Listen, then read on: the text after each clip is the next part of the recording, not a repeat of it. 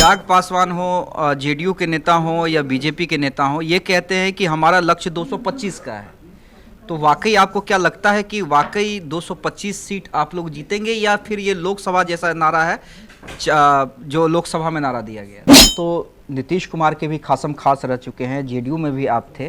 क्या वाकई आप जितना नीतीश कुमार को जानते हैं, मुझे सिंपल सा समझाइए कि नीतीश कुमार पे कोई कब्जा वाकई कर सकता है क्या? तो आरोप लग रहे हैं नीतीश कुमार पे कि नीतीश कुमार को वाकई हाईजैक कर लिया। क्षेत्रलॉजी में वो लोग मास्टर डिग्री प्राप्त किए हैं। तेजस्वी यादव तो कह रहे हैं कि नीतीश कुमार से बिहार नहीं चल रहा है, नीतीश कुमार अचेत अवस्था में चले गए हैं।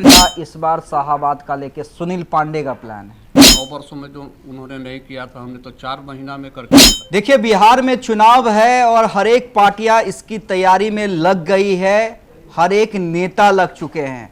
अभी हमारे साथ जो शख्स हैं उनके कंधे पर एकाध सीट नहीं रहेगी, कई सीटों की जवाबदेही और जिम्मेदारी इनके कंधों पर है। जी हाँ, हम बात कर रहे हैं सुनील पांडे। नाम तो आपने सुना ही होगा। सुनील पांडे जी, बिहार में चुनाव है और क्या लग रहा है, क्या होगा इस बार? हाँ, चुनाव तो समय पर ही होना है, तो बहुत कम समय बचा है। सारी पार्टियां अपने अपने तरीके से अपना काम कर रही हैं, लेकिन इस बार बिहार की जनता तय बात है, एनडीए को जिताएगी, पुनः सरकार की वापसी होगी।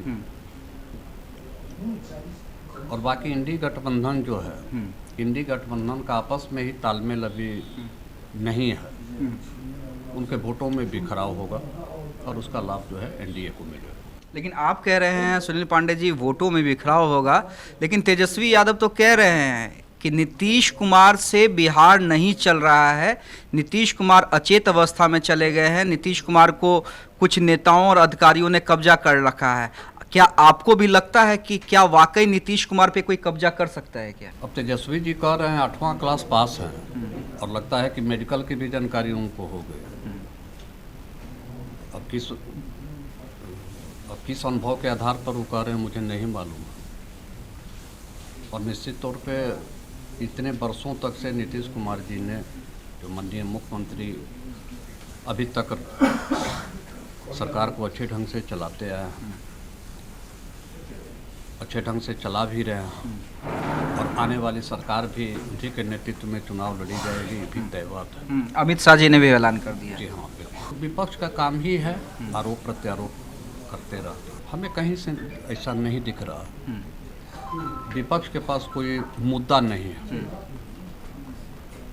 अब क्षेत्रलॉजी में वो लोग मास्टर डिग्री प्राप्त किए हैं, तो सिर्फ क्षेत्रलॉजी कर सकते हैं, इसके सिवाय कुछ नहीं कर सकते। अच्छा, लेकिन क्या आप तो सुनील पांडे जी अभी बीजेपी में हैं, लेकिन आप तो नीतीश कुमार के भी खासम खास रह चुके हैं, जेडीयू में भी आप थे।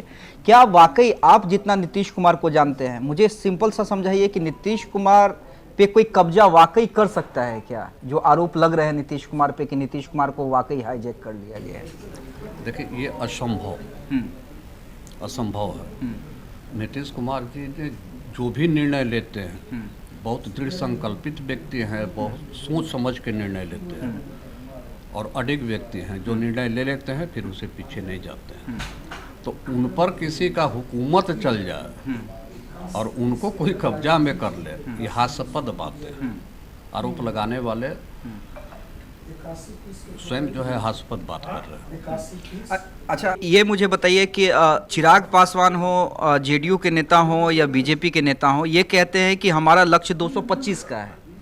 तो वाकई आपको क्या लगता है कि वाकई 225 सीट आप लोग जीतेंगे, या फिर ये लोकसभा जैसा नारा है जो लोकसभा में नारा दिया गया? नहीं, देखिए, कोई भी पार्टी राजनीति करती है तो निश्चित तौर पे अपना एक लक्ष्य बना करके चलती है कि हमको इतने सीटों पर जो है चुनाव लड़ना है।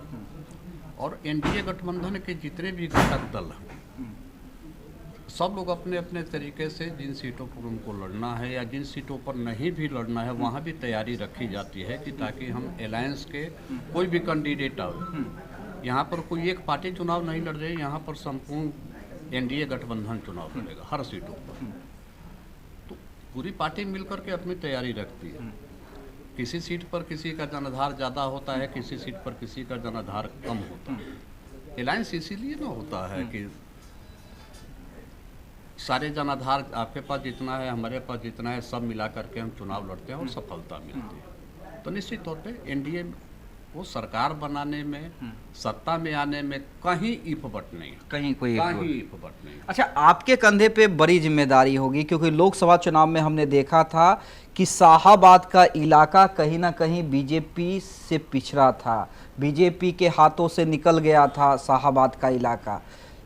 आप उस क्षेत्र के बिहार के बड़े नेता माने जाते हैं, आपकी एक अपनी अलग पहचान है, पॉपुलैरिटी है, तो क्या इस बार शाहाबाद का लेके सुनील पांडे का प्लान है?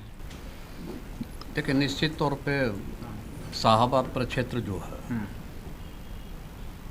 लगभग जो भी विधानसभा क्षेत्र हैं या लोकसभा के क्षेत्र हैं, और हमारे व्यक्तिगत संबंध हैं, व्यक्तिगत जनाधार है। हाँ, लोकसभा में कुछ गड़बड़ हुआ जिसके चलते हमारे एनडीए के उम्मीदवार जो है डिफीट खाए, लेकिन होता है चुनाव में, कुछ लोग बलगराने का भी लोगों ने काम किया, लेकिन इस बार विधानसभा में ये चीज़ देखने को आपको नहीं मिलेगी। नहीं मिलेगी। मिलेगी। चलिए सुनील पांडे जी, का आखिरी सवाल आपसे। आपके बेटे जब चुनाव लड़ रहे थे तो आपने तरारी में कई वादे किए थे लोगों से, कहा था जो भी हम वादा कर रहे हैं वो पूरा होगा। क्या वो वादे अब पूरे हो रहे हैं?